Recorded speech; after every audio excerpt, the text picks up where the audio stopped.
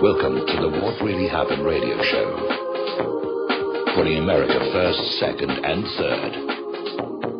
Here is your host, Michael Rivero. And aloha, America. Welcome to our show. It's Wednesday, December 9th, 2015, middle of the week, hump day, starting that long, slow glide down to Kaahumanu Friday. Getting into that Christmas shopping season. Actually, the malls are kind of empty right now, around here at any rate. We have a lot of stuff to talk about. Phone lines are open, 877-300-7645. Tom is sitting in our control room, ready to answer the phone when you call on in. I see somebody ringing the line already here. And before we get into the news here, did you see what's going on at the top of the hour news break? I mean, they're trying to have hearings about San Bernardino, and they're basically throwing it open to innuendo and rumor because they can't find anything about these guys. And now they're trying to turn that into proof of their guilt. Well, they must have been using sophisticated encryption technology so that we couldn't see them. There's been some other breaking news about San Bernardino, which you will never hear on the corporate media. We'll be getting into that a little bit later in the program. Meanwhile, the UN Security Council was supposed to be looking at Russia's request regarding Turkey's actions in Syria and Iraq, not to mention the shoot-down of their own aircraft. Basically, the United Nations Security Council refused to take a stand on the dispute. And even Iraq came up and said, you know, we'll just handle this diplomatically between us, and so far it's going okay. Whereupon Turkish fighters flew into Iraq and bombed Kurdish areas in northern Iraq. That's an act of war. So they're still Turkey is still trying to kick this thing off right now. Now, Iraq forces have cemented their hold on gains in Ramadi. What was really interesting is earlier today on the corporate media, I saw Ash Carter was up there talking about progress in Iraq and we're regaining control of Ramadi, and he's implying this is a U.S. victory, and it isn't. It's Iraq's forces. Iraq's forces are complaining the U.S. seems to be getting in the way anytime Iraq goes after ISIS. And probably as a result of that, Iraq is now demanding cancellation of the U.S. security agreement, because when the U.S. pulled out of Iraq and said, here, you, the puppet ruler, can take over, the U.S. forced this security agreement on Iraq, saying we can come back in anytime we want, kill anybody, bomb anything we feel like, and Iraq is now saying, no, that's over. That's over. Iraq wants to go and invite Russia in to deal with the terrorists because of the stellar job Russia's been doing against the terrorists over in Syria. And it's not that Russian weapons are necessarily superior. Russia's really going after the terrorists, whereas the United States is still continuing the scam of claiming to be fighting ISIS and Al-Qaeda, but in effect actually waging war against the people of Syria to remove Bashar al-Assad. And everybody knows that's what they're doing. Now, the black box recorder from the Sukhoi 24 bomber that Turkey shot down over Syria has been recovered. It has not been opened. Putin is inviting international experts, including experts from Britain, to take part when they open this up and see what's inside there. So that there's no question about Russia altering the data to try and make Turkey look bad. Russia doesn't need to alter the data to make Turkey look bad. Turkey's doing an excellent job of making themselves look bad. Now, over in Turkey, Turkey is arresting and either jailing or deporting any journalists looking into the claims that Erdogan's son is the heart of this clandestine operation whereby ISIS steals Syria's oil, trucks it across the border into Turkey. It goes on to Bilal Erdogan's oil tankers, passes through that harbor that Goldman Sachs bought a one-third interest in earlier in the year, and everybody trying to look into it gets thrown in prison or kicked out of the country. Got something to hide there, Recep? Apparently. Now, in Syria, the army has made massive gains in northeastern Latakia. Now that the U.S. is not up there accidentally bombing the Syrian army, nudge, nudge, wink, wink, say no more, they're doing an effective job. Now, British media has released footage showing Israeli soldiers treating a wounded Takfiri terrorist in the occupied Golan Heights. Very clearly, Israel is supporting the terrorist groups in Syria. Israel's goal, if they can overthrow Assad and put somebody else in power, is that Syria will let Israel keep the Golan Heights and all that wonderful oil and gas. Israel understands that with Russia's help, Assad may get all the terrorists out of their country. And Assad's next item on the agenda will be resecuring the Golan Heights, which is Syria's property, including the oil and gas. Nobody has recognized Israel's annexation of the Golan. The UN won't recognize it. The Eurozone won't recognize it. Even the United States, normally groveling at the feet of Tel Aviv, refuses to recognize the annexation of the Golan Heights and all that oil and gas. Qatar is continuing to supply TOW missiles to the terrorist groups in Syria. Now, down in Yemen, there's been one of many battles, and in this one, 7 mercenaries, hired mercenaries, 6 Colombians and their Australian commander were killed near Taiz in central Yemen. So we know bought and paid for mercenaries are part of this effort to try and conquer the people of Yemen yet again and get them to understand that they are not allowed to kick out their U.S. puppet ruler and run their own country for themselves. This is the New World Order. Nobody runs their own country for themselves and their people. You will all spend your life in servitude, serfdom to the private central bankers. That's what they've been working for 300 years. Meanwhile, we're seeing a story out of Fars News where Saudi Arabia and their allies are actually getting kind of fed up and exhausted with the war in Yemen. They haven't been able to reconquer the place. The harder they punish the Yemen people, the more resolved the people of Yemen become. And anybody who studied the history of the Blitz in Britain had to understand that's what was coming. The harder you attack a people, the more their resolve grows. That's why this campaign in Yemen was doomed from the start. It's why all these drone strikes by Obama into all these other countries were doomed to fail. Obama is using the drone strikes for exactly the same purpose Adolf Hitler used the V-1 buzz bomb and the V-2 ballistic missile. Terrorize the people of the target country into pressuring their government to accede to outside demands. It didn't work for Hitler. It's not working for Obama. It's not working for Saudi Arabia. It seems to me that we have way too many people in positions of power who have not actually studied history. Their idea of world history seems to be coming mostly from Hollywood movies and TV shows, which are not known to be accurate representations of what actually happened, let alone clear analysis of why. Okay, Kiev forces have violated the ceasefire again 10 times over the last 24 hours. The United Nations is now reporting over 9,000 people have been killed, 20,000 wounded during the conflict in the Donbass. All of it caused by the U.S.-backed overthrow of Ukraine's legitimate government in early 2014. The body count is piling up. Now there's this Austrian politician, Ewald Stadler, was being interviewed, saying that NATO's expansion in Ukraine is illegal under international law. Russia has a right to be concerned about it, especially when you have people like Joe Biden demanding Russia give back Crimea, with the implication that Russia stole it, which was not the case. The Crimean people voted to secede from Ukraine. That is a recognized right under the UN Universal Declaration of Human Rights. The right to self-determination. If your government is doing a poor job, you have a right to break off and form your own new government that will take care of you. We'll be right back.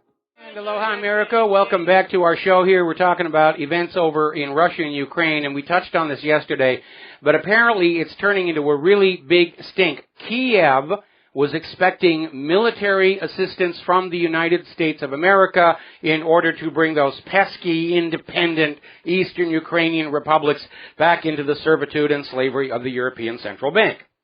And they're not happy with what they're getting. They're basically complaining that everything the U.S. government is sending them is old and useless.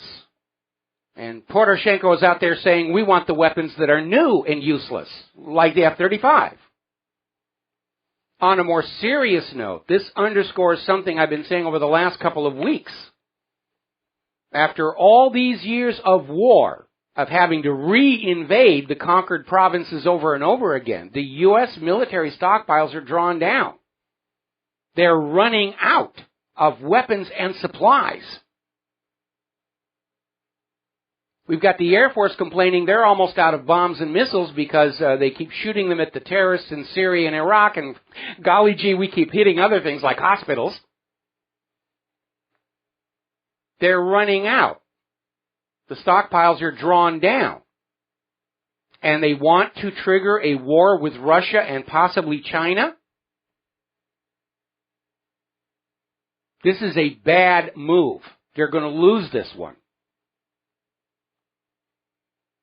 And somewhere along the way, if they really get this war with Russia and China going, when they reach the point where they understand, where it finally breaks through their denial, their antidepressant-fueled fog, and reality is that they can't win conventionally, that's when they're going to bring out the nuclear weapons.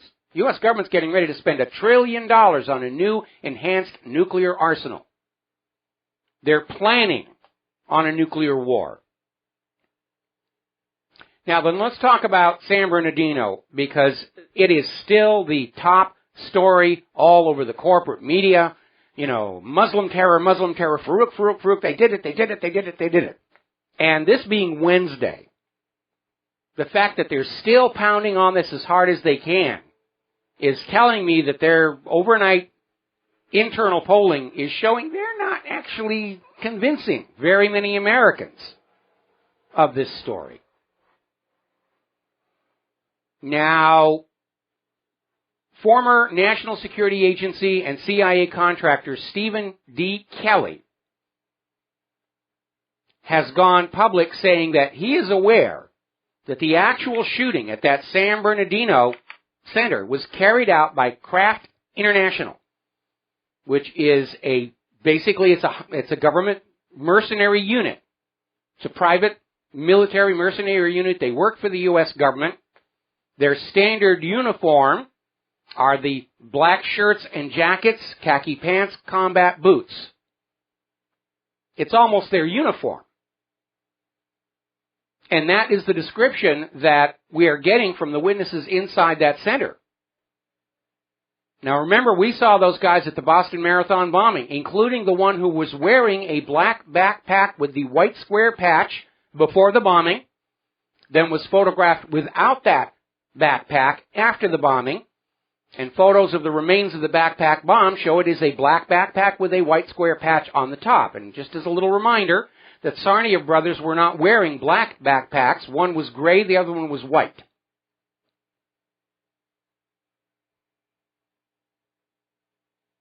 So, the egg timer has run out on this. There's an interesting video.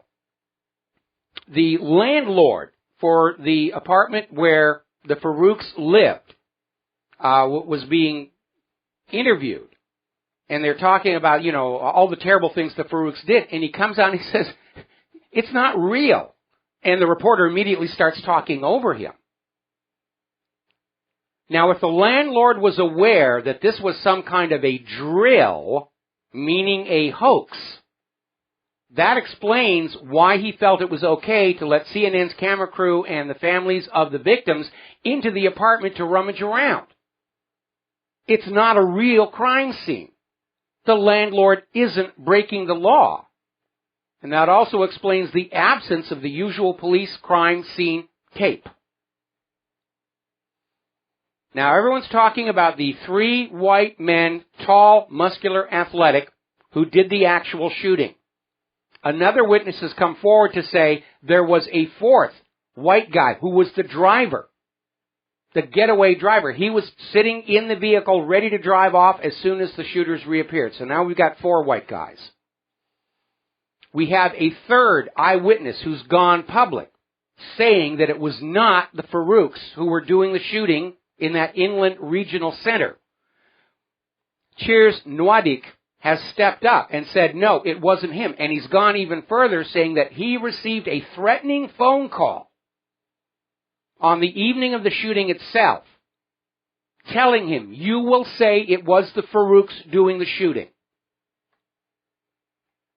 Now, in this day and age of constant NSA surveillance of our telephone metadata, I am absolutely sure that there will be no time at all before we know who placed that call, threatening this guy to change his story. Any minute now, we'll get that information from the NSA. Any second now, we're going to get that information from the NSA. Any second now. We're hearing from IntelliHub.com, which has been carrying a lot of this information, exposing the San Bernardino hoax. And apparently, we're finding out now, Facebook is now blocking links to IntelliHub.com.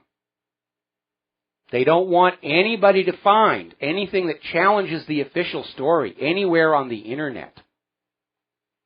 And we are starting to find out that Facebook, YouTube, Twitter, Google are all just like the U.S. corporate broadcast media, hand in glove with the U.S. government controlling what you are going to see. Now, to nobody's surprise, all of a sudden there's a surge in interest to buy guns around San Bernardino. And they're all saying the same thing, it's home protection. You know, I'd rather explain to a police officer why the intruder to my home got shot, than have everybody showing up to be at my funeral. And it makes absolute sense. The police are rarely, if ever, there when the crime is actually being committed. When the crime is taking place, whether it's a robbery, a mugging, a rape, or a terror attack, there's only two parties present. The perpetrators and the victims. The cops aren't there. They only show up when it's all over, to pose with the dead bodies for the newspaper crews, the news crews, and act like they're relevant to the situation. We'll be right back after these words from our sponsors. Aloha, America. Welcome back to the show. And, it's kind of amazing.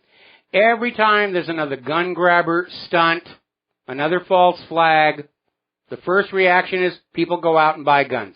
You'd think the gun grabbers would realize this is not working. Or maybe they don't care. They figure, go ahead, buy all the guns you want. It's good for the economy. We're going to come and take them from you anyway.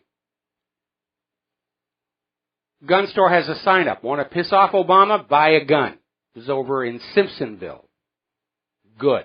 Sheriff Joe Arpaio is saying it is up to armed citizens to take down mass shooters. That happened in Chicago.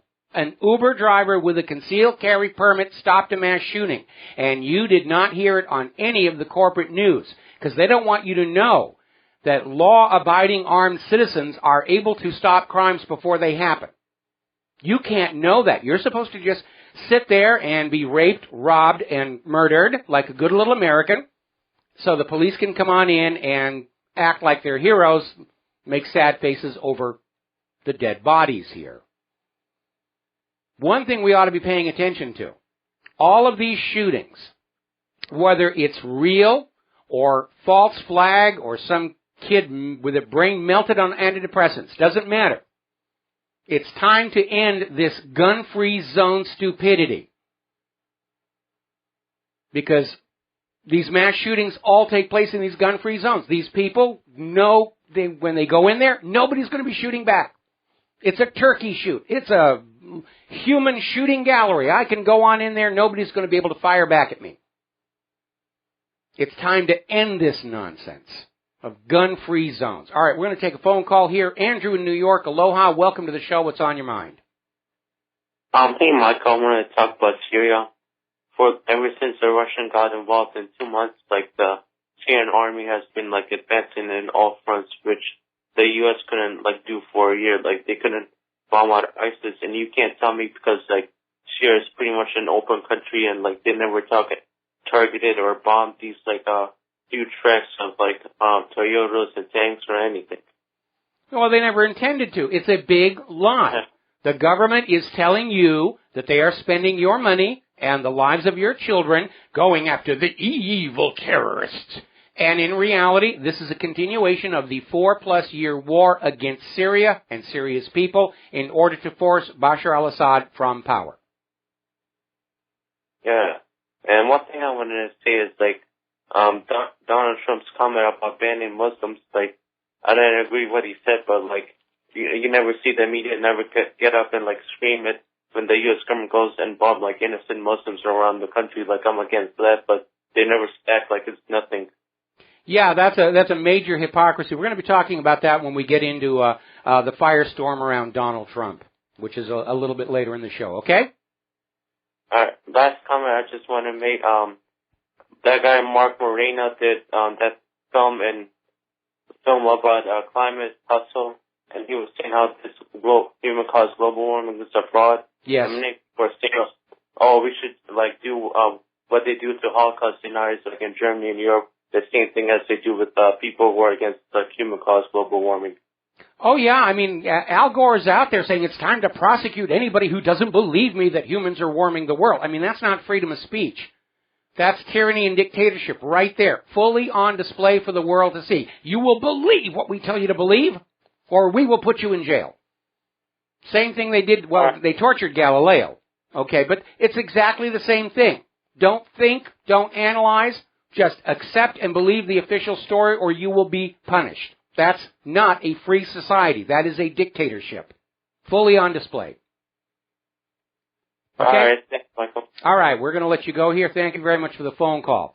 Now then, we're talking about false flags. Over at my website, we've got an article in which 42 false flag attacks have been officially admitted to by the governments that played them on their own people. And I think we may safely presume that for every false flag that's officially admitted to, there are probably hundreds more that are still classified and being covered up. False flag attacks are a feature of history, but they're not taught in history classes in the public schools because false flags are useful, and the government doesn't want the little kiddies to be able to recognize a false flag when it's being played on them. That's why you never hear about it in school. It's useful. Now then, story coming out of the Daily Mail. Alleged jihadi tourist caught with stash of gun training videos after returning from Syria. Big headline story. Oh, Syrian terrorists coming in. Turned out he was a paid MI5 informant. They're creating these enemies for you to be afraid of, so you will cling to the government and surrender your money and the lives of your children without question. Up in Canada, there's a big stink going over the 2013 Canada Day bomb plot, where the RCMP is facing a potential entrapment ruling by the judge that could free these two terrorists, nudge, nudge, wink, wink, who were convicted in this. The judge is saying that the defense has raised a case where the RCMP was providing materials for terrorist activity. This started to come out a while ago, and they've been trying to hush it up, but it looks like the judge is going to say, yeah, you created this terror plot. You gave them the materials with which to do it. It's a setup. All right, we're going to go ahead and grab ourselves a phone call. DJ in Georgia, aloha. Welcome to the show. What's on your mind? Hey, Mike. Thanks for taking my call. Just real quick, some topics that wanted to get your feedback on. One was there was some Black Hawk helicopters that were shot down. I think there was a total of 5 within the span of like a week.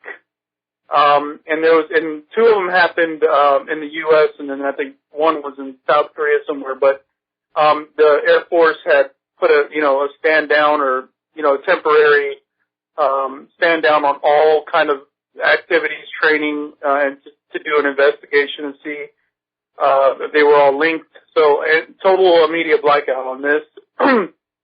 So I dug that up, and I think it's effective pending right now. So it's still, they've all been grounded, and I thought that was kind of ironic considering that there's a lot of smuggled in terrorists out here running around, which I mean, they haven't grounded them all over the globe because We had two of them flying overhead yesterday, as a matter of fact. Yeah, these were, I guess, training centers where they were supposed to be doing drills, and these are the ones that are like closer to like the forts and the bases. So I'll send that link to you, but that was something totally blacked out. The other thing hang on a sec. Before you go any further, I mean, there's another possible explanation. Yes, they'd say, oh, it's missiles, they're shooting us down, which, is not positive news anyway. But we know a lot of America's current weapons are not really built very well. And if they're ordering all of this activity to stand down, including training in the area, they may be dealing with the deterioration of the helicopter itself. I mean, with all the sand contamination and everything going in, Russia builds their weapons to operate in dirty environments, and the American weapons, are built to be kept in a clean room. And when they get out in the real world and the dust and the dirt gets in, there are some serious, serious problems. I know that this helicopter the Coast Guard likes to use has a chronic problem with their transmissions, where now they're limited as to how far away from the shore they can go.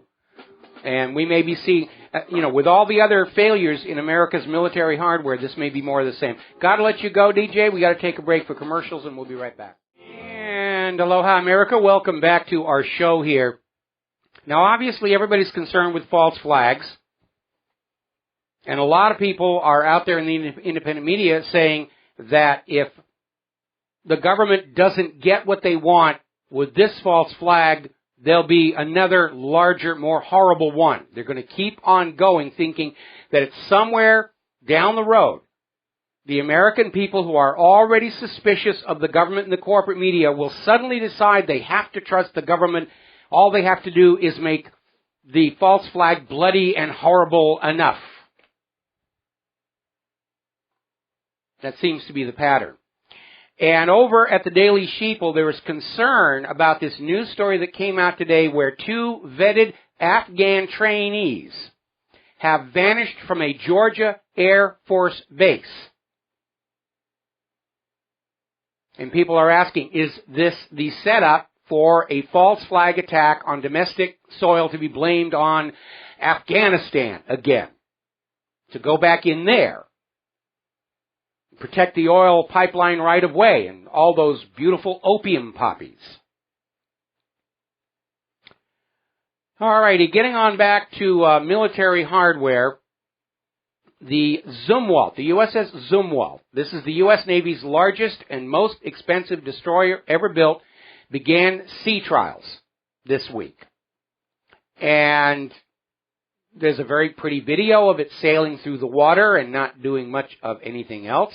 This is a $4.3 billion per copy weapon system. The F-35 is now off the hook as the most expensive boondoggle. Now, this is supposed to be a stealth ship, and you can see that by virtue of the sloping sides, which are designed to reflect surface radars up and away to make the ship invisible. Unfortunately, they're like giant billboards for airborne look-down radars. And I'm not expecting this latest creation of the military-industrial complex to do very well. Based on recent history, I'm getting a strong whiff of boondoggle off of this one.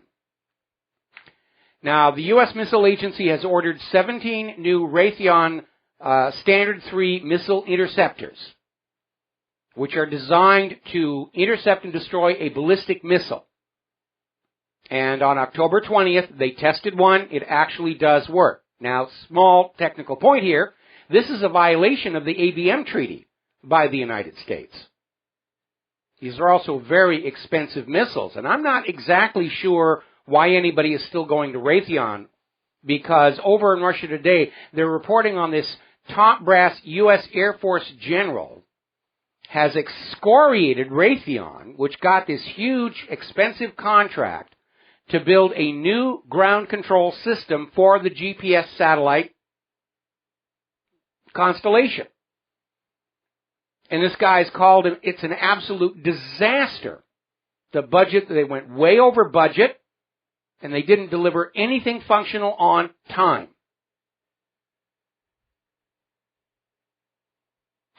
our military-industrial complex is great at making money for all the players. No question about it whatsoever. It's not very good at actually producing cost-effective weapons. All right. Now then, turning to the economy, the Kremlin is expressing their concerns over a recent change in policy by the International Monetary Fund. Up until now, the IMF had an ironclad rule that nations that were in arrears on their debts could not borrow any more money from the IMF. The IMF has decided to make an exception in the case of Ukraine. Ukraine is not paying its debt, but the IMF is going to go pour more money all over Poroshenko. Quite a contrast to the IMF's treatment of the people of Greece, isn't it? Now, Russia is getting ready to take Kiev to court over the unpaid gas bill. Russia's still trying to play by the rules out there. Now, here's another development. This is from Russia Insider. There is now actually a debate underway in Russia to provide interest-free financing along the lines of the original charter of the Bank of Canada, where the bank loans money to the government for infrastructure development at zero interest. Unfortunately, the Canadian government dropped doing that, borrowed the money from private central banks, and stuck the Canadian taxpayers with the interest payments. Because those bankers are very generous campaign donors up in Canada, same as here in the United States of America. But there's actually a discussion going on of Russia adopting the Islamic system of flat fee lending. You will borrow this much money and you will pay it back, and there's a flat fee. There's no compounding of interest. And remember, if you're loaning somebody, like a country, money on compounding interest, you have a financial motive to go into that country and start sabotaging them economically. So the payments drag out longer and the interest payments go up. I wonder if that is behind this seemingly sudden surge in explosions at chemical plants all over China. There's too many, too quickly, too soon to just say it's all sloppy work by the Chinese, who don't really do sloppy work. But if Russia starts talking about flat fee lending and interest-free lending to the government, that is really going to put Putin on the U.S. government's special high-interest targets list. Now, the Royal Bank of Scotland is being fined in Germany over alleged tax evasion. They've negotiated a settlement, and of course, RBS will take that settlement off of their other taxes and raise fees to their customers. Because that's what you're all for there, to pay the losses. You know, that's what fascism is all about here. Okay. Now then. Over in Venice, California, which when I was still living in Southern California, that was sort of the bohemian, trendy, you know, Arnold Schwarzenegger, pumping iron kind of country, a lot of art galleries and so forth there. Well, it's become the new hotspot for real estate bubble building, and that's the only word for it. There's actually an ad for a 667 square foot, one bedroom, one bath property in Venice, California for $1.5 million. They're back into this flipping houses back and forth, running up the price. Oh, we're going to be rich. We're going to buy a house for $20,000 in the morning, and we'll sell it for $15 million by the lunch break. There's even a commercial on the radio here in Hawaii. We'll teach you how to get rich flipping houses. That's what set up the bubble for the 2008 implosion. And because Wall Street financial money junkies didn't have to pay anything for that crash, of course they're going to do it again. They got to keep all the money they made from the mortgage-backed security fraud. Who paid the losses? You, the American people. Through TARP and bailouts and quantitative easing. You're always made to pay for Wall Street's crimes and corruptions because that is the essence of a fascist economic dictatorship. $1.5 million? They're not going to find anybody to buy that. I looked at photos of the property. It looks like a shack. For $1.5 million, you could buy yourself a decent boat and just sail away and not come back. Anyway. Now then, as you know, Black Friday was a bit of a disappointment for the retailers in this country. The total volume of sales in-store and online was 10%, the total dollar value of sales, both online and in-store, was 10% below last year. That's a major drop. And because we know that prices on items have gone up as the dollar declines in value and imports become more expensive, that means the actual volume of sales itself was even lower than that. And now we're seeing these articles about how these chain store sales are collapsing. Instead of, Black Friday stimulating a surge of retail shopping, it's just already fallen back off. As a matter of fact, this morning on Fox News, they were doing these puff pieces, the ideal gift for your shopping with the watches, the electronic devices. Here, you need to go buy this. This is on Fox News, not a commercial. The actual newscasters were out there pitching products that look like the Jewelry Channel. I have a suggestion for your Christmas shopping: firearms. We'll be back after the news and commercials. Hello, hi, America. Welcome back to our show, hour number 2. The phone lines are open, 877-300-7645. And we're talking about the economy. We're talking about the fact that once again we are seeing an absolutely dismal holiday shopping season. There is no more money out here in the American people's pockets to be acquired. Either in holiday sales, raising prices, demanding fees, more taxes, skyrocketing health care costs. It's just not there. When you force the American people to spend more money on health care, there are going to be things they're going to go without.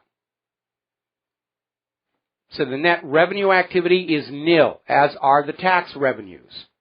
And nobody inside Washington, D.C. seems able to either comprehend that or deal with it. Now everybody's pointing fingers. The retail stores are saying, oh, it's those online sellers, they're destroying us. Well, the online sellers, with the exception of a few like Amazon, aren't doing very well. And after all those videos they put out showing the raging crowds on Black Friday to try and convince us we better get there soon or the good stuff's going to be gone, most people are looking at that and saying, I don't want to deal with that. I'd rather order online. Now, looking at the credit card data, reveals core retail sales are in decline. And we're adding deflation on top of that. They're in a real corner. Now then, interesting story. This is in the Russian media. It's not being reported yet in the American media. Lockheed Martin had a contract to develop an autonomous underwater drone, supposedly to search for underwater mines, but of course it could be weaponized. And apparently failed their first tests, and the Pentagon has rejected it.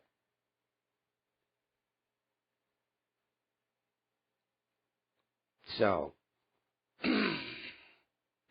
more billions wasted here. Let's talk about our presidential candidates, and I want to start with Donald Trump because they are piling on him over his comment about blocking Muslim immigration temporarily until we sort out this problem with terrorism. And they're on him. Oh man, they've got the issue. This is how dare he ban Muslim? But you know something? A lot of people are agreeing with Trump. It's not outside the opinion of mainstream America.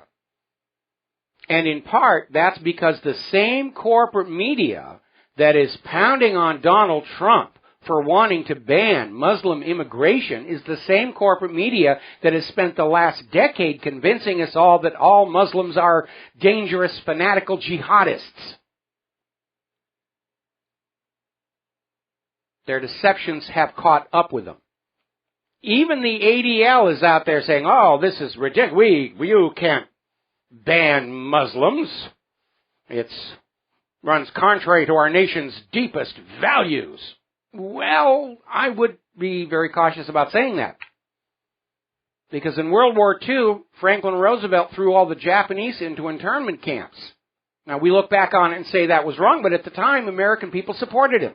It was applauded at the time. And Roosevelt said, most of these people have done nothing wrong, but we can't take the chance. Eisenhower's Operation Wetback closed the border against illegal Mexican immigration. Jimmy Carter blocked Iranian immigrants, and everybody applauded for that. And now the Democrats are piling on to Trump about, blocking Muslim immigrants just because they're Muslims. And yet not a word do we get from any of the Democrats about Obama slaughtering Muslims every day with illegal bombing and drone strikes. It's okay for Obama to murder Muslims left and right, but by golly, Trump can't stand there and say we don't want them coming into this country, even knowing that potential terrorists are exploiting the refugee system to infiltrate countries. Now, under Section 8 of the U.S. Code, or rather Title 8, U.S. Code Section 1182, when the President finds that the entry of any aliens or of any class of aliens into the United States would be detrimental to the interests of the United States, he may, by proclamation, and for such period as he shall deem necessary, suspend the entry of all aliens or any class of aliens as immigrants or non-immigrants, or impose on the entry of aliens any restrictions he may deem to be appropriate. It is the United States law that the President can block entire classes of immigrants coming into this country. And everybody is out there saying, how terrible, the refugees, we have to let them in, and yet nobody will stand up and say, the real solution to the refugee crisis is to stop all these U.S. wars of aggression that made them refugees in the first place.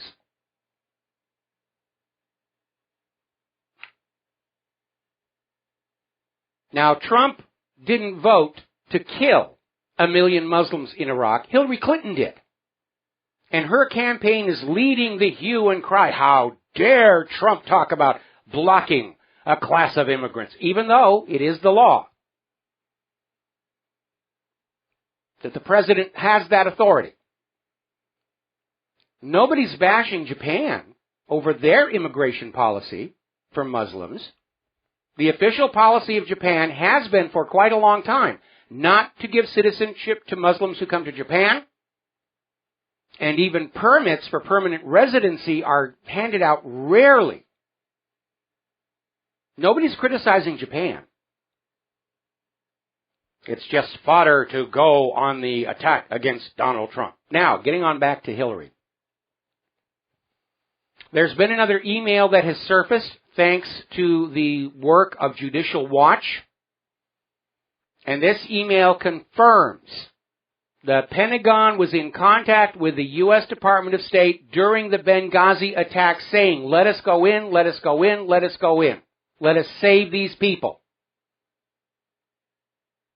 And Hillary Clinton refused to give them permission. There is no question. Military assets were offered and in position, ready to go. All they needed was a State Department sign-off, which did not happen. Obama and Hillary needed that consulate to be destroyed and erase the paper trail for the smuggling of Libyan weapons to ISIS and Al-Qaeda in Syria that they were doing at the same exact time they were telling you ISIS and Al-Qaeda are the enemy in the war on terror. That fits exactly the legal definition of treason, giving aid and comfort to the enemy in time of war. That's it, right out there. Now, Ted Cruz is out there riding high on a single poll in Iowa that put him ahead of Donald Trump. And we know how easy it is to rig. But he's out there, he's already acting like he's the shoo-in for the GOP nomination, and he will win the White House away from Hillary. Folks, Hillary would love to run against Ted Cruz, the way Nixon wanted to run against George McGovern. But Cruz is out there saying that, Trump would have a place in a possible Cruz administration because Donald Trump is a phenomenal negotiator. And he would be out there helping us, with China and the TPP, and we got to get him in there. Just he's got to work for me and not the other way around. Then, of course, Ted Cruz kind of destroyed all the goodwill he created with that one by talking about utterly destroying ISIS and asking if sand can glow in the dark, implying that he is willing to nuke the Middle East. And the real question is whether the oil that we need to buy from the Middle East and use will be glowing in the dark. That's the real question. And again, it shows these politicians do not think any of these things through to the end. It's just whatever pops into their head that they think is going to help their case, they'll say it. Got to take a break for commercials. We'll be right back. And aloha, America. Welcome back to the show. Latest polls, 80% of Americans have lost all trust in the government and the corporate media. Only 20% of Americans still think government could possibly solve the problems. And that's about the size of the government workforce, people who are on a government paycheck. So, of course, they're going to believe, I would never work for somebody that evil. They must be good. Now, even more alarming is a story over in thelastgreatstand.com talking about a former West Point instructor, William C. Bradford, who was forced to resign from his position as an instructor of law at West Point in August, is saying that it may be up to the military to overthrow the illegal and unconstitutional Obama regime. And apparently a lot of people are listening to him, and polls are showing 1/3 of Americans would be okay with a military coup that takes out the federal government. It is that badly broken. It's a very, very dangerous situation. Now, I know a lot of military people here in Hawaii. We have the highest per capita density of military of any state in the entire country. And I know a lot of military, their neighbors, their friends. They tend to be strict constitutionalists. They've taken an oath regarding the Constitution, and they take that Constitution very seriously, unlike President George W. Bush, who called it a blankety-blank piece of paper. All right, we're going to take a phone call here. John in Barbados, aloha, welcome to the show. What's on your mind? Michael. Again, returning to the Middle East, I've been reading several stories coming out of the Kremlin and supposedly from Mr. Putin that he has said that his cruise missiles don't have nuclear warheads yet. Now, but they're capable of carrying them. He has made it clear they do have a nuclear warhead that is usable with that cruise missile. It's a not very subtle warning to the United States. Well, I would think it's more a subtle warning to Turkey, actually.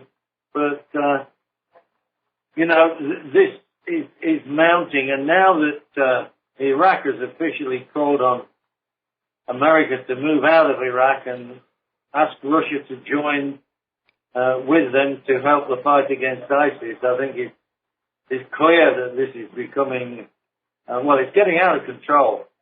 Nobody's thinking things through properly, apart from Mr. Putin, it appears. Yeah, and again, I don't know Vladimir Putin. I've never met the guy.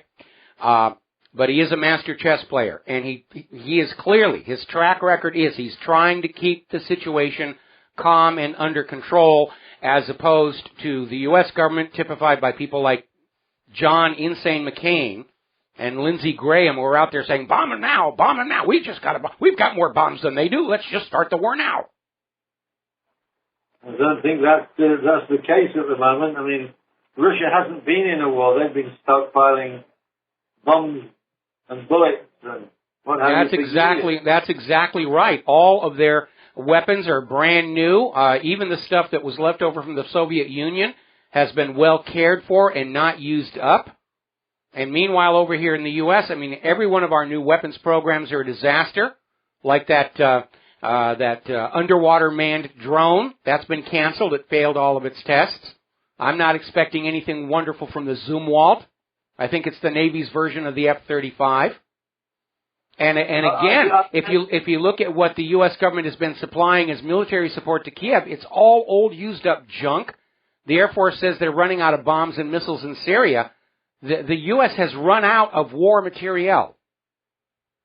Well, there's a reason why most ships have the bows sloping forward. That Zumwalt slopes back. If it meets high seas, that's going to dig right in. That's going to go submarine.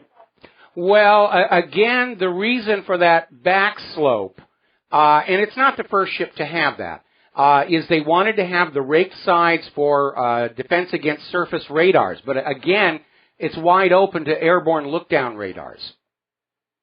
Yeah, I don't say it will, it's a problem for normal seas, but in heavy Atlantic, 30-meter swell, that's got to be a real problem.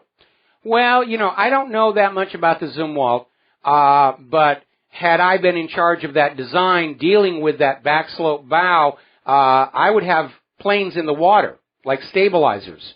Or like dive planes on a submarine, in order to keep the bow exactly where I want it to be in the swell. I mean, that would be fairly trivial for a $4 billion ship. I mean, that's not an expensive add-on. Well, bearing in mind the ships that sailed without a sacrificial anode, I wonder if those planes are fitted. Yeah, the Independence class. Part of the problem, of course, is that whereas most of the ships in World War II were built of steel, in order to get speed and agility, the current Navy, the ships are built of a combination of steel and aluminum, especially in the upper structure. And the problem with that, of course, is in the salt air, you're going to get galvanic corrosion on top of everything else that's going on. Yeah, you mix steel and aluminium in a suitable electrolyte, and it's going to happen. It's going to happen. The other problem, of course, with aluminum superstructure is it's not really, it's not protective. And, all of the modern U.S. warships are relying totally on their active defensive systems.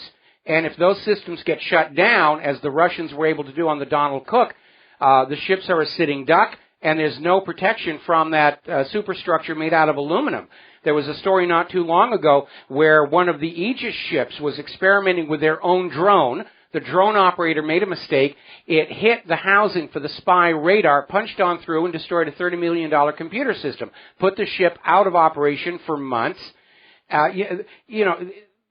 Those upper parts of the ship, they're as fragile as a Christmas ornament. Well, I did read stories about how these Aegis ships are, or some of them, what do they call them?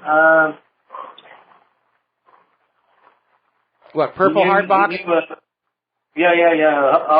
underarmed and under-armored. Well, no, that was actually the description given to the Independence-class littoral combat ships. That's right, yeah. Okay. But the other thing is, this new missile, considering that now Russia and China don't use ballistics in their warheads, they dance, they turn, they bob, they weave. What good is that new missile, and a very expensive missile at that? It is a very expensive missile, like everything else from the U.S. military-industrial complex. It's a premium price. We're great because we spend more money on our weapons than other countries, which is a ridiculous idea. John, got to let you go. Got to take a break for commercials. Back with another phone call after these few words. Aloha, America. Welcome back to the show. We're going to go ahead and take a phone call here. Mo in Florida. Aloha. Welcome to the show. What's on your mind? Aloha, Michael. Thank you for allowing me to express myself. I'm not feeling very good. I just happened to turn on Fox News today to see what the phony Mockingbird press was saying, and there was Neil Cavuto with the architect of the Iraq War, Paul Wolfowitz, saying how we just got to go after Iran because they're test firing these missiles, and the guy was smirking. Here's a guy that's responsible for hundreds of thousands of people's deaths, millions, unnecessarily, and millions. I didn't want to say that, but who cares if it was 10? And this guy's on there smirking. My question to you is not whether this guy's a creep and should be held for war crimes, Nuremberg trial style, but he's smirking. So I just wondered if they know something. He doesn't seem worried at all. It was so creepy. I started feeling physically ill. Well, he's smirking because, he is still living under the illusion that people are going to believe what he is saying, and he hasn't woken up to the real world yet. And, he's paid a huge amount of money to go on out and get all these wars going. This all goes back to that project for the new American century that was saying the U.S. is the only superpower left on Earth. Let's act like it. The policy is clearly in failure, but they still want to get Iran because that's what Israel wants, and whatever Israel wants, Israel's going to get. Well, it's just hideous. It's like you live in a surreal world of evil that is, here's Neil Cavuto on there sucking up to him, asking for his opinion, and giving him all the distinction and honor of like a humanitarian. And he was smirking through the whole thing. And I thought, you know what? If my family wasn't here, I got to get out of this country, go to Costa Rica or something, you know. Well, the problem with a world war is there really isn't anywhere in the world you can go where it's not going to impact you one way or the other. And, certainly, Claire and I are very concerned. If the U.S. starts a war with Russia and or China, this island's going to get hit. Because even though all the main naval assets are forward-based on Guam and Japan and Diego Garcia, command and control for the entire U.S. Pacific Fleet still comes through Oahu, down there at Pearl Harbor. The command center's out in the Diamond Head Crater, and that big command bunker they built into the middle of the Ko'ola Mountains is part of the H3. No, I know it. There's a friend of mine owns a little coffee farm outside of San Jose, and maybe I could find a little hut to hide in. But thank you, Michael. It just makes you sick. It's so surreal. It's so evil. It's so in your face. It does. They're monomaniacal. We must get Iran. We must get Iran. It doesn't matter who dies. Doesn't matter if we blow up the planet. We've got to get Iran because we have to be right. Every major muck-up in foreign policy all starts with that same degree of arrogance. Okay? Thank you, Michael. All right, we're going to let you go.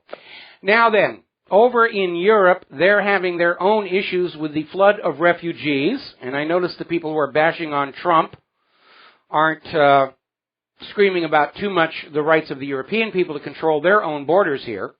But apparently work has begun on the first fence within the zone on the Austrian border. And this is the end of the Schengen. The head of the European Parliament is saying the EU is at risk of falling apart. It was already in trouble because of all the economic predations of the ECB, but this refugee crisis could tear it apart. Because for the people in Europe, if they don't have the benefits of the European Union, the ability to go from Germany to France to Spain to England without having to go through a border check, why put up with the negative part of being in the European Union? Austerity. And the European Central Bank. So it could fall apart. And the globalists are screaming, how do we keep our plan together? It's falling apart. It's already falling apart. Seeing a story, this is a YouTube video we have over at link to WhatReallyHappened.com. Epidemic fears are growing in the European Union. Remember the problem I pointed out from all the illegal immigrants pouring into the United States of America? They're bringing in all these illnesses that had been eradicated here. Scabies, HIV, H1N1, bubonic plague. We were worried somebody with Ebola might get inside the country. Tuberculosis. It's being brought back in, and now the same thing is happening in Europe. They're dealing with a sudden eruption of HIV, polio, cholera, because the refugees don't understand modern Western hygiene and plumbing. And these refugee camps are just perfect environments for massive outbreaks of these illnesses. Now, Norway has come up with a novel approach. They're going to pay asylum seekers to leave Norway. They're going to give them 10,000 Norwegian kroner and a one-way plane ticket if they agree to leave the country voluntarily. And I worry that some of those one-way tickets are not back to the home country. Norway may be saying, here's some money and a ticket. Go to America. They'll take you in. Now, as you know, there's a major protest going on up in Chicago calling for the resignation of Mayor Rahm Emanuel after all of these hideous scandals for police brutality. Crime is out of control in one of the most tightly gun regulated parts of the country. Chicago was being held up as the model of gun control by the gun grabbers. Yeah, they got high crime and police brutality, but really, the guns are under control. No, they aren't. Criminals got the guns. The criminals still have guns. They can smuggle them, they can buy them, they can build them. It's not that hard to build a gun. So apparently, Homan Square is getting back into the news. Homan Square is this little Abu Ghraib operation in the American heartland where prisoners were being tortured to extract confessions. Complete violation of the Bill of Rights, complete violation of the Universal Declaration of Human Rights. And this was life in Rahm Emanuel's Chicago. If we can't find the real criminals, we'll just torture somebody to admitting guilt, send them to jail, and claim that we've got the problem under control. Now, over in Los Angeles, there's a story going on there where this gentleman named Walter DeLeon was shot by a Los Angeles police officer, lost a quarter of his skull, almost all of his eyesight. He's lost his ability to walk, and his life is a disaster. Now, in June of this year, this guy was on his regular evening walk to a nearby park when LAPD officer Cairo Palacios feared for his life and shot him in the head.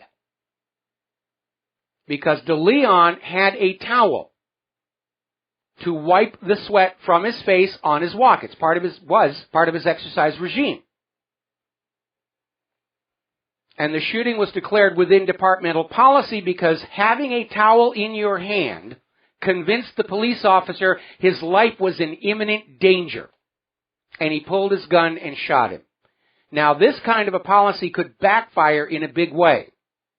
When the average American citizen realizes their lives are in imminent danger from the police, they're going to start pulling the triggers first. Maybe that's what the federal government wants, to justify a gun grab or suspension of the Constitution and the Bill of Rights. And all of this, of course, is a result of Israel training U.S. law enforcement to treat the American people the way the IDF treats the Palestinians. You can see it every day on the streets of America. We'll be right back. Aloha, America. Welcome back to the show here. One more piece of news from the world of police law enforcement. Kind of an up story. Over in Brevard County, there was a burglary suspect, 22-year-old Matthew Riggins, who told his girlfriend he was going to go commit some burglaries in Barefoot Bay. And apparently Riggins was reported missing the next day. Turned out, while he was hiding from the police, he got eaten by an alligator. Well, it's time to ban alligators. 15-day waiting period. No alligators longer than 5 feet. All right. Let's take a couple of phone calls here. Joe in Alaska. Aloha, Joe. Welcome to the show. What's on your mind? Before It's News had a story. It's entitled Ark of Gabriel. Did you hear anything about Russia moving some religious artifact from Mecca to Antarctica at the request of the Saudi Arabian government? No, I've heard absolutely nothing about that. Oh, by the way, that Indian Point thing, they dropped up to 10 control rods. Yeah, I've got that on my list today here, and it turned out it wasn't the rods that failed. The system that controlled all of the rods failed. Apparently caught on fire. A girl, check the date, exact date that supposedly happened. A girl I was talking to about it, well, whatever. That's a crazy story. They're calling it the Ark of Gabriel. Supposedly that incident might have coincided with CERN firing up on the 24th or something like that. I don't think so. I think the two are completely unrelated. Anything else? There was a big stampede, and a bunch of people died in Mecca, and of course, supposedly when they dug this artifact up, it created a big plasma burst. I've heard nothing about that, and we're going to let you go here and switch over to Dennis in Florida. Aloha, Dennis. Welcome to the show. What's on your mind? Thanks, Mike. I just got a quick question. You were mentioning how they're looking for, or they could use this and that against us to suspend the Constitution and Bill of Rights. Now, it's my understanding, and not specifically, but is our Constitution been suspended since the 30s under this Emergency War Powers Act, and then each president re-ups that each time they get No, the Constitution has never been suspended, okay? The emergency powers allow the president to exceed the constitutional limits on their authority, and it's a little bit of a dodge, and by the way, that is not actually in the Constitution itself. There's nothing in the Constitution saying the president can grab more power by saying we're in trouble. The only provision for that, of course, is the war powers. But Congress declares war, and the president and the military carry it out. But the mere declaration of a state of emergency to grab more powers is in and of itself unconstitutional. Okay? Okay, I think we lost our connection there. Who knows what's going on. All righty. Now then, it turns out John in Barbados is right. I did a little searching over the last commercial break, and apparently there are a lot of naval architects, both within and without the U.S. Navy, expressing concern over the stability of the Zumwalt destroyer. And, of course, the video they showed of it undergoing sea trials was in very, very calm water. But apparently there are a lot of people concerned that because of the hull design in a heavy sea, the stern of the ship could be pulled up out of the water, losing propulsion and steerage, leading to the ship actually rolling over. Now, I found a photograph of the Zumwalt in dry dock. And contrary to my expectation, there are no bow planes to try and keep the bow where it's supposed to go. And that's just a glaring omission. And apparently at least 8 current and former Navy officers, naval engineers and architects, and naval analysts are expressing concerns. This may be another huge boondoggle. It looks cool. So did the F-22, so did the F-35. Now then, into the world of computers and computer-type stuff. Over in The Guardian, they're reporting on how this individual took on the FBI for 12 years. And it had to do with this guy showing up at an ISP and delivering what is known as a national security letter. And it demanded details on one of this guy's company's clients, including all cell phone tower location data, email details, and screen names. And all of these national security letters include a non-disclosure requirement. You may not tell anybody you got this letter. You may not tell anybody you're cooperating with the FBI, so forth and so on. Now, this guy basically fought an 11-year legal battle by Merrill and the American Civil Liberties Union and was finally allowed to go public on this. Now, we've been hearing about these national security letters for quite a long time. And again, I've read the Constitution and the Bill of Rights. There is no legal authority for a national security letter to bypass the Bill of Rights and compel somebody to remain silent. It's basically a threat. Do what this letter tells you, or we will come over to your house and kill you. There is no law that authorizes a national security letter to give you orders and order you to remain silent. Under the United States Supreme Court decision Marbury v. Madison, laws repugnant to the Constitution are automatically null and void. There's no legal basis for any of this. This is just the government behaving like thugs, like the Gestapo. Now, the U.S. government grabbed a couple of domains 5 years ago, supposedly for copyright violation. After 5 years of not being able to actually prove there was a copyright violation, the U.S. government very quietly returned these 2 domains. Didn't even have an apology there. And the affidavit the ICE used to get a court order to sign off on the domain seizures was virtually ridiculous, showing a near total lack of understanding of both the law and how the Internet worked. And of course the ICE came back and said, we're the government. We don't have to know what we're doing. Anyway, Al Gore is out there calling for political punishment of global warming skeptics for daring to look at evidence-based science. How dare you look at the real world? We've got these computer simulations and these pretty colorful charts that we spent lots of money convincing scientists to sign their name to. How dare you have your own opinion?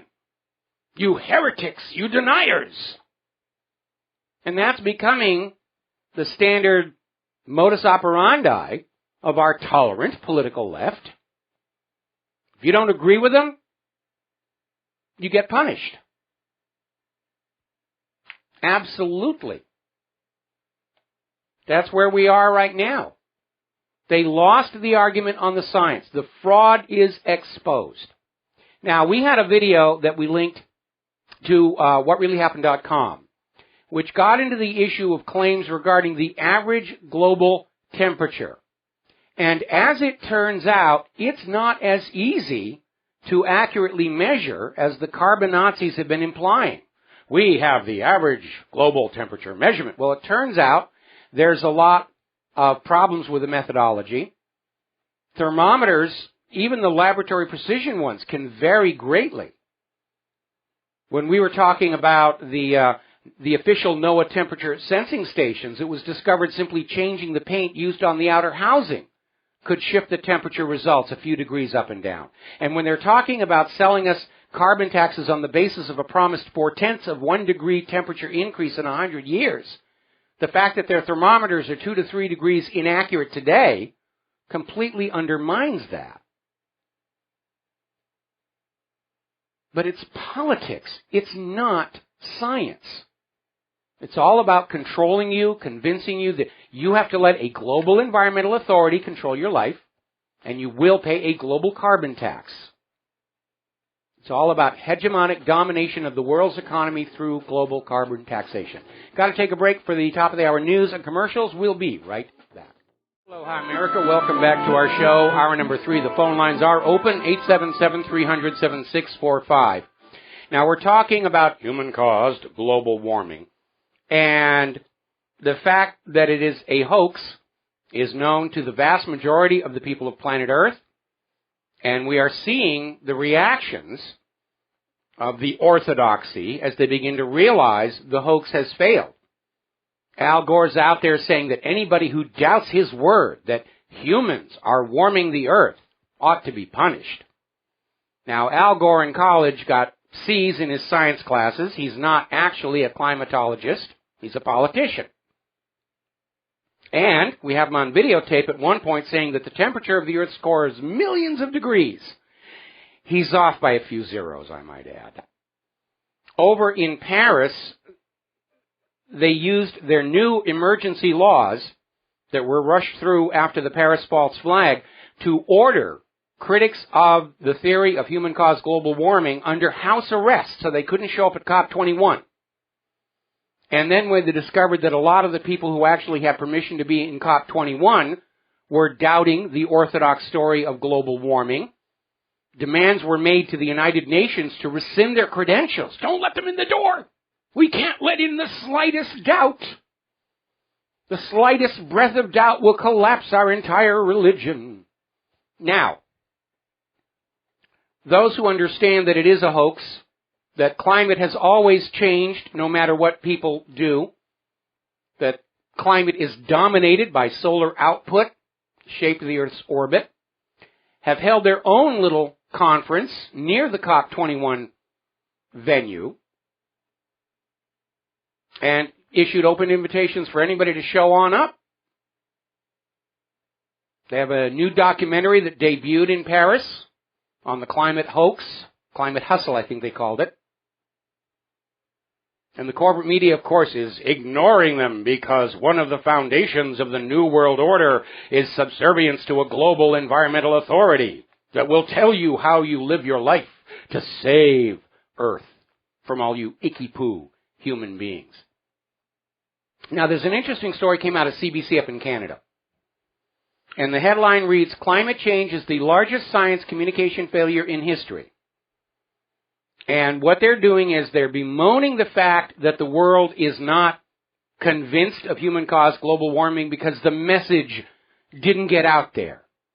They didn't make the case publicly. No, actually what happened is we caught them in so many lies, nobody believes anything they say anymore, especially that whopper back in 2000. Snowfalls are now a thing of the past, and we've had several record-setting winters since then. Now, I'm getting emails from all over the Northern Hemisphere about how snow and ice are coming down. It's not getting reported in the corporate media.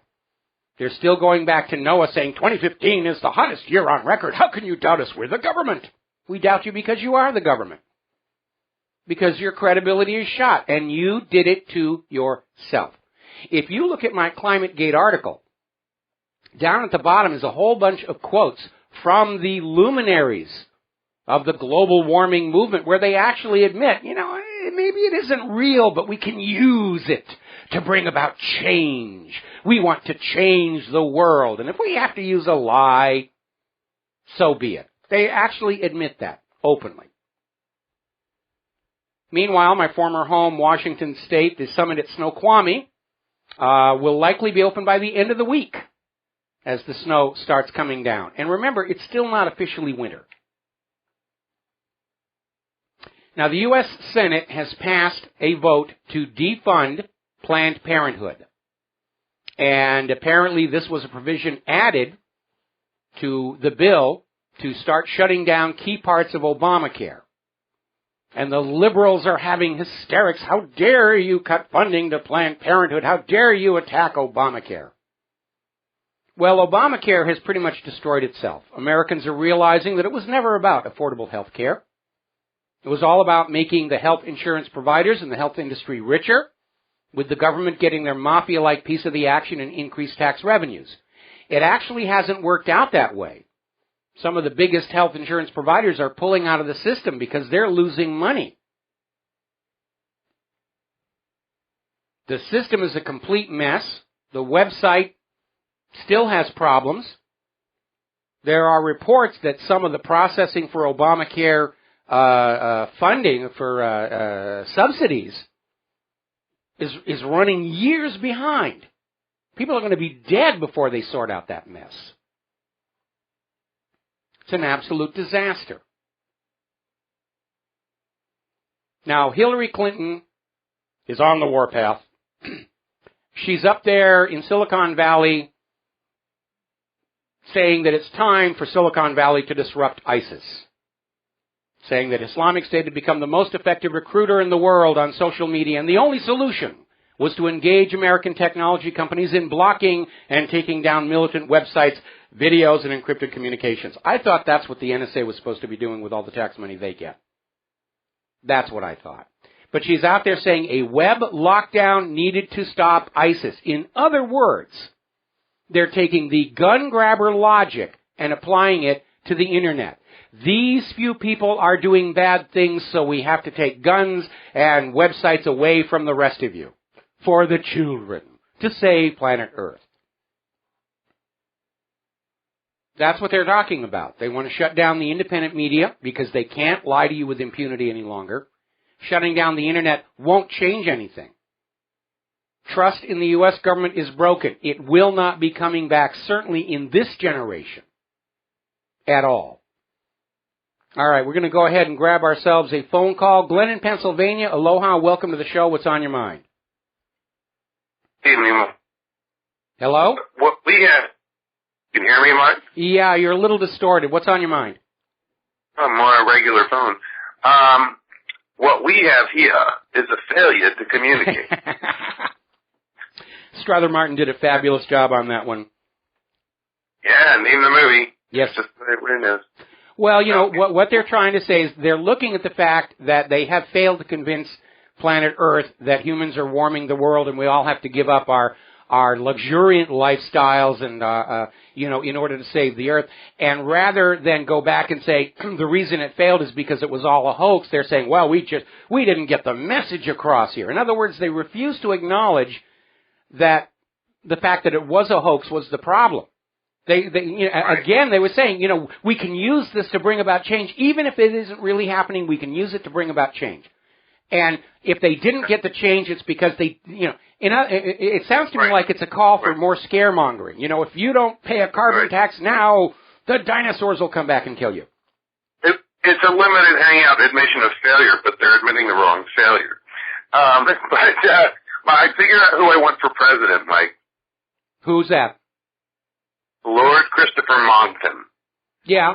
Every time I hear that man speak, I actually feel like this surge of hope. I mean, just a really good communicator, has all that command of the facts, command of the language, and it's like, oh dear God, it's someone who's actually eloquent, intelligent, and courageous. It's like,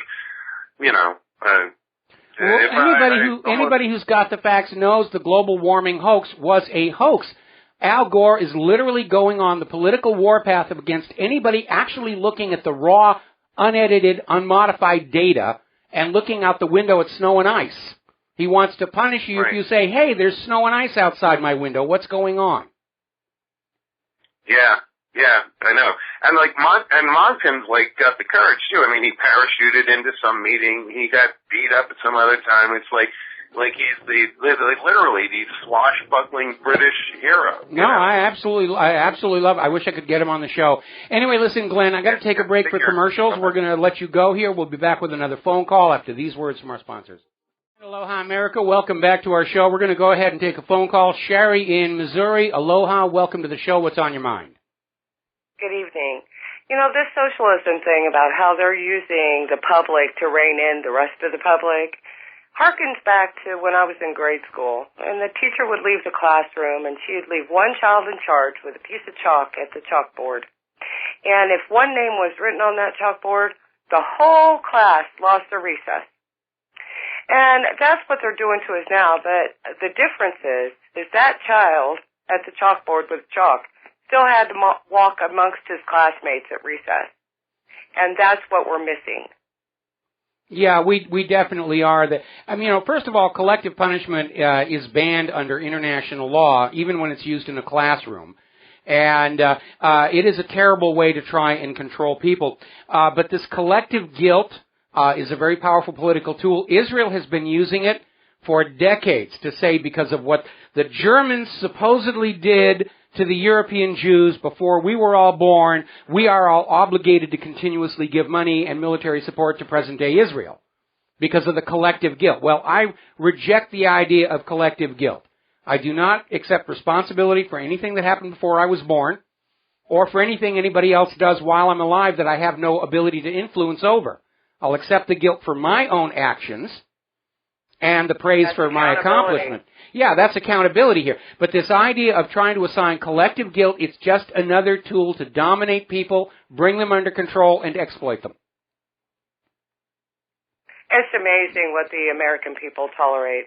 And yeah, it is. But then it all goes back to Sidney Milgram. And we wonder why they call us herds. Yeah, well, dumb animals. It all goes back to Sidney Milgram, who proved that there is some flaw in our psychology. And maybe it was useful back in the caveman days, but 2/3 of normal, moral human beings will commit atrocities if some authority figure tells them to. And that is a very telling revelation about human nature. 1/3 of us won't do that. And maybe that tallies with the fact that in the American Revolution, they only had 1/3 of the support of the American colonies against Britain. The rest of them were all, oh yes, we love King George. It doesn't matter if he's taking all of our money and stealing our people to serve on British ships. He's the king and we must love him. Right, but the important factor is it only took 1/3. That's exactly right. That's the important lesson there. It only takes that 1/3 who are refusing to blindly obey authority. Now, for the benefit of human civilization, we suppress our instincts to kill, steal, and rape, And I think for the betterment of human civilization, it is time for us all to suspend or suppress our instinct to blindly obey. Exactly. Have a beautiful day. All right, thank you very much for that.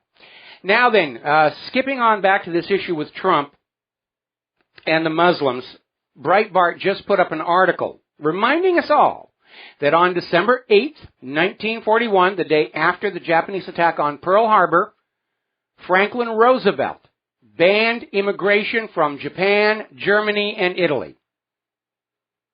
So Trump is not all that extreme, because we have been told for decades we're in a war on terror against fanatical Muslim jihadists.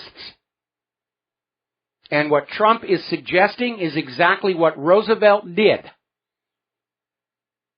which is allowed under U.S. law. The president has that authority to simply ban certain entire classes of immigrants. That's the law. And they're trying to pound on Trump for that one. All right, let's talk a little bit about computers. There's a lot going on out there over and above Hillary Clinton's demand for a lockdown on the Internet to fight against ISIS. And what they're talking about is justifying censorship of websites that don't buy the official story from the U.S. government.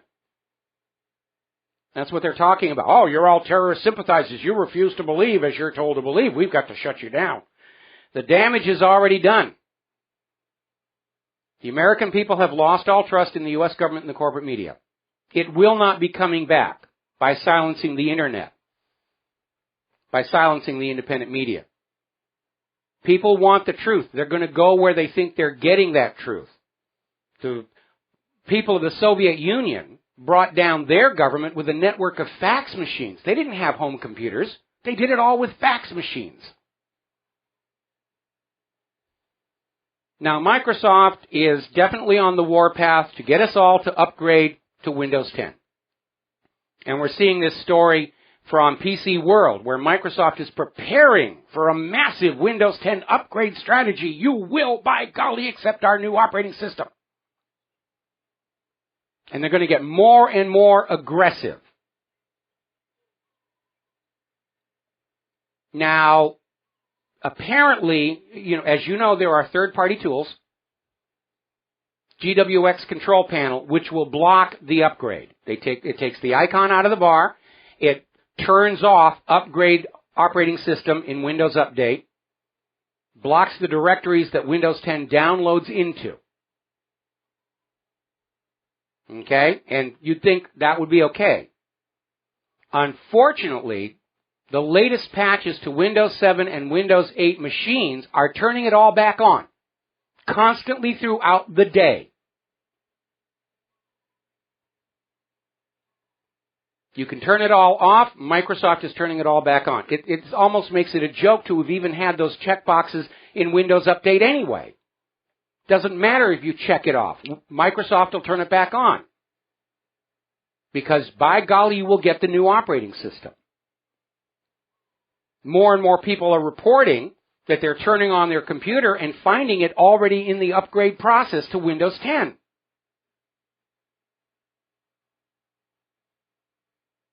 And once you're into it, you can't just get out of it because your old operating system's already destroyed. Now, Microsoft has provided absolutely no guarantee that anybody's current software on Windows 7 or 8 will work under Windows 10. They're not giving it away for free without a good reason. They want to force all of us to upgrade our software, and much of it is now only available on a monthly subscription basis, subject to price increase without notice. We don't have that kind of money out here. Forcing everybody onto Windows 10 could wreck not only home users, but small businesses whose systems just stop working. And if that happens, there should be a multi-trillion-dollar class action lawsuit against Microsoft for all the economic damages inflicted on us. Got to take a break for commercials. We'll be back with more about microblorch after these few words. Aloha, America. Welcome back to the show. We're talking about Microsoft's tyrannical attempt to force everybody onto Windows 10. And yes, they're giving the operating system away for free. But the backside is that you will be forced to upgrade all your existing software. And most of that software is no longer available in a perpetual license where you buy the software, you pay the fee, and that's it. They want to put you on a month-to-month-to-month. Windows 10 forces you onto the cloud whether you want it or not. Now, PC World went out and did a survey of Windows 7 users who are refusing to upgrade to Windows 10. And they found that basically it came down to two issues. One, the suspicion that Windows 10 has more spyware in it for the government to keep watch on us all. And the other one is the issue I keep hitting. There is absolutely no guarantee coming from Microsoft that our existing software will run on Windows 10. They want to get us off the idea of we own our own machine, and they want to get us on, you will rent everything from us. You will rent access to the cloud because your machine won't run without it. You will rent the software month to month. And obviously, once you're in that rental agreement, they can raise the rates anytime they feel like it. There's no control on it whatsoever. That's the new business model. They're trying to drag us back to the model of computing from the 1970s where everything is on giant corporate-owned mainframes open to the government to look at whenever they want, and your personal electronics is just a terminal. And the Internet is sold to you as a metered service along with your software. And the short-sightedness of this is incredible. And I'm going to use my own former industry as an example. I used to work in visual effects and computer animation. I had a good time there, too. And I had my own small animation shop where I bought a computer and I bought licenses to software, including Maya, which is the best, and 3D Studio Max, which I could never actually get to install on Windows 7 anyway. Now, sometimes I have work to do, and sometimes I don't. Animation and visual effects is a very hot and cold kind of business. You can be overloaded 1 month, and then you can go for 2 months without anything coming in. And if I'm looking at a month or 2 months where I don't have any work coming in, I just shut everything off, and I go out beach combing and surfing and swimming and chasing my wife around the condo, and then when the work comes in, I switch it all back on. But if you are committed to monthly rental on all your software, and you hit a dry spell in your business, which people do in this economy, then all of a sudden all the tools you need to work on a new project don't come back when you turn your computer on again. And you're out of business. That's how short-sighted this move is. And those people who were surveyed by PC World, concerned about, more intensive, intrusive spying and surveillance, they're justified. We're seeing every day a reminder that the entire American IT infrastructure has been co-opted by the government as badly as the corporate broadcast media. Now, they're trying to force us onto Windows 10, so we'll have to upgrade all of our software because every other country on planet Earth is now avoiding American computer service providers and American software because of the NSA spy revelations. The IT industry got kneecapped by playing along with the NSA, and rather than simply pulling the plug and saying, we can't afford to do this anymore, they come back and say, well, we'll just force everybody to buy all new stuff, and our bottom line will look good. And no, it won't.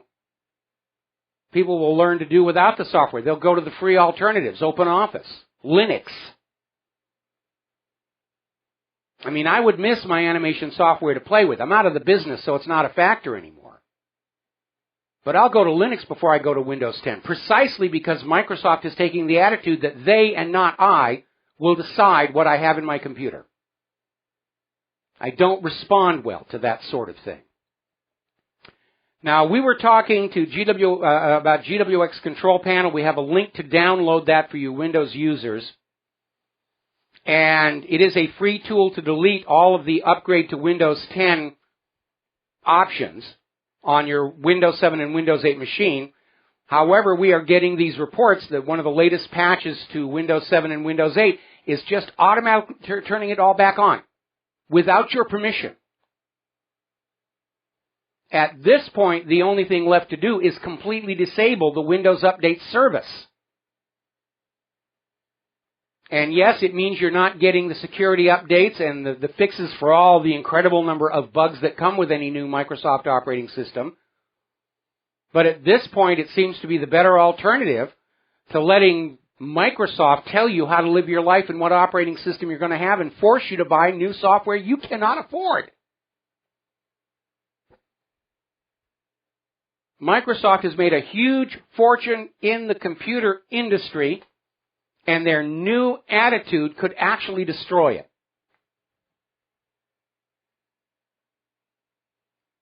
Now, story out of Investment Watch blog. Do not Bluetooth link your phone to your car because it will report on you to the police. In fact, there's an interesting little story about somebody who got into a small accident, decided to leave the scene of the accident, and the phone and car automatically called 911 because it had detected a collision. Now, it's wrong to leave the scene of an accident, but I have a real problem with your car and your phone ratting you out to the police. I won't accept such upstart behavior from appliances. Now, the other day we were talking about security concerns regarding the new talking Barbie doll. And by the way, that's not the only one. There's a whole new line of toys that will talk to and engage with your child. And they connect to the internet over your Wi-Fi router. They use the cloud to be able to chat with your child. And I could see a lot of educational possibilities there. But these are wide open to spying. And it appears that may have been intentional because there's a new law just got passed in Great Britain that allows British intelligence agencies without any kind of a warrant to hack into your children's smart toys to spy on people in your home. So long as the toy is connected to the internet, they can see and hear everything that you do, including your child, just like your smartphone. It's amazing. All right, let's see. We got a caller on the line here real quick. Rick in Kansas. Aloha. Welcome to the show. What's on your mind? Hi, Mike. I just got a quick product thing. It's called Gravity Light, and it works like the old pendulum clocks and stuff like that, only the gravity pulls the weight down, and then that powers the light and stuff like that, so you never need batteries or anything. And I just want to tell you about it, and that's all. Okay, well, thanks for sharing that with us. I'm a big fan of anything that's got a crank generator in it as part of my emergency kit. Thank you for the phone call. We're going to let you go because we're coming up on a commercial break. Somebody got a free plug-in for their product here. When we come back from this next commercial break, we're going to be talking about malvertising. It is getting to be a serious, serious problem. And also we're starting to see a lot of hacking into independent media and the planting of malware. And this apparently is part of the covert war against the independent media because the U.S. government doesn't like the fact they can't lie to you with impunity any longer. And in typical government fashion, their solution is underhanded, dirty tricks because that's what they know how to do best. So we're going to take a break for our last commercials of the day. We'll be back with the last segment of our program after these few words from our sponsors. And aloha, America. Welcome back to the show. We're talking about the epidemic of malvertising attacks. Now, it used to be that scammers, whether they're cyber criminals or the government, would set up a legitimate business front. They'd look like they were a real company selling a real product. They would approach webmasters and say, I'd like to advertise on your site. Here's the graphic. Here's the landing URL. And then if somebody followed the ad to the landing URL, they would deliver the malware. And webmasters have to be very, very careful checking on clients before allowing the ads on the website. And we've been burned a couple of times through the years. So we take that stuff very seriously. We will not allow flash-based advertising on our website because that is a very common vector for attacks on computers. Now we're starting to see a growing trend where hackers are hacking into the actual websites themselves in order to hijack them. And we have this situation where, like HowStreet.com, which does the Jim Goddard show, somebody hacked into that and was having that website deliver malware to anybody who went to the pages. They've tried to do it a couple of times here. I've got a bunch of scripts I've written myself that are constantly prowling the system looking for these kind of problems. But it does seem to be a major escalation that's going on here. And of course the government could care less. NSA could care less. They're out there, well, they're not really doing anything other than looking good and spending your tax dollars. But I think that one of the possible vectors for the U.S. government to try and lure the people back to the warm embrace of corporate media is to make the independent media look like a high-risk proposition. Oh, if you go to this website, you're going to get infected. And it is an attack on the independent media, either for profit or politics. And it is getting out of control. Now then, Best Buy, for those of you still doing Christmas shopping, who actually have money to do Christmas shopping, Best Buy has discounted the Apple Watch by $100, which is a significant part of the price for the lower-end models, not the fancy solid gold one that is a statement. I paid 5 times for my iWatch what you paid for yours, therefore I'm a superior human being. Anyway, the move does seem to indicate that demand for the iWatch has been very weak. It had a little bit of a surge when it came on out, but it hasn't really been selling as well as Apple would like. And again, Apple is just not dealing with the realities of life in the United States right now. We, the American people, don't have any more discretionary wealth. Between skyrocketing healthcare costs, increased taxation, declining wages and salaries, along with just a lot of people being out of work for years, Americans are struggling just to get by. Now, yes, the iWatch is cool, but people like me are asking, is it really something that's going to be useful? Is it going to actually improve my life somehow? And for most people, the answer is not really. Most of the iWatch functions require the presence of the iPhone. And if you have the iPhone, why do you need the iWatch? Or the rumored iRing? That's the next thing coming on here. It's just one more device to learn how to use, constantly keep charged, and constantly install software patches on. People are getting tired of that after a while. Now, out in Colorado, as you know, there was a sexting scandal at this high school where it was discovered the high school students were sending naked pictures of themselves back and forth. And they were going to go, hi, how dare they, it's a violation of their, and they were frothing at the mouth. Well, the district attorney, in a moment of sanity, has said, okay, no, nobody's going to be charged. And they said basically the reason not to charge was because there were no adults involved. There was no bullying or threatening. The images were never posted to the public internet. There was no unlawful sexual contact taking place. It was all on the cell phones. And I think this was really a mountain out of a molehill to, kids are going to be kids. Would you rather have the kids sneaking out to the barn to play you show me yours and I'll show you mine? Nobody ever got pregnant or sexually transmitted disease over a cell phone. I think sexting on the cell phone is probably a lot safer for these kids than, telling them you have to sneak out to the buildings out behind and get naked with each other. Who knows what could happen then? It's just the way it's going to be.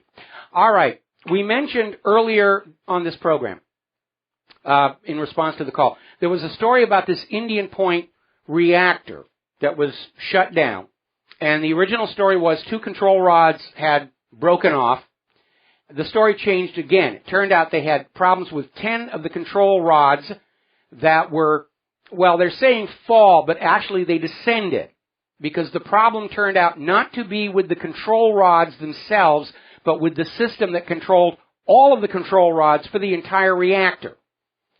Apparently, it was overheating. There was what they call politely a smoldering incident that tripped off the automatic shutdown. And it's good the safety systems worked and averted a disaster, but it's also a reminder that many of these reactors are long past their design lifespan. And they're not being maintained. In many cases, they're being illegally modified to maximize profits. That's what happened to San Onofre. They rebuilt the heat exchangers, saying it was routine maintenance, so they didn't have to get it re-examined, but they actually built larger heat exchangers to try and generate more steam, to make more electricity and make more money, and apparently somebody somewhere changed the specs on the metal used in the heat transfer tubes, and it began to corrode, and now the whole thing is a mess, and they had to shut it down. Now, if you are a customer at health food stores or even regular stores, you're probably seeing all these warnings about gluten, gluten-free this, gluten-free that, gluten sensitivity. Well, apparently, it turns out, this is over at naturalblaze.com, the scientists who discovered gluten sensitivity have now reversed themselves and come out and said it actually doesn't really exist. It was just, a marketing gag. And then they wonder why we don't trust people in white laboratory coats. Now, here's an interesting story from Waking Times, the case of the incredible disappearing cancer patients. And it chronicles the adventures of this nurse in her 40s, named Kate, who was diagnosed with cancer, and because she worked in a hospital, was immediately just pummeled with the legally mandated treatments, chemotherapy, surgery, radiation. Her cancer was very small, so she decided, I'm not in a rush. I'm going to do my research. And she started researching, and she heard all these stories about people whose cancer spontaneously went away. Now remember, not too long ago, the National Cancer Institute admitted 25% of all cancers spontaneously go away if you have a healthy immune system. The official story is we don't know which 25% that's going to be, therefore we treat everybody with chemotherapy, radiation, and surgery. So this nurse, Kate, was going on out looking for case studies of people who'd been diagnosed with cancer, did nothing about it, and were later found to be cancer-free. And she couldn't find them because the orthodox medical establishment doesn't track them, doesn't count them. It dismisses the stories as anecdotal. This didn't really happen. It's an urban legend that people's cancers will just go away by themselves. So they called the article The Case of the Incredible Disappearing Cancer Patients. And this is on top of the recent revelations that a lot of oncologists are diagnosing perfectly healthy people as having cancer in order to sell them chemotherapy, surgery, radiation. By the way, I'm watching Fox News and I'm seeing this commercial for this machine that supposedly will cure joint pain with flashing LED lights. I thought quack medicine wasn't allowed in TV advertising anymore. There's the music. Time for me to get on out of here and get something useful done with the rest of the day. We'll be back tomorrow, Thursday, here on the Genesis Communication Network. Please call your local talk radio stations. Point them at GCNlive.com. Thank you for all the help. We'll be back tomorrow. Aloha, America.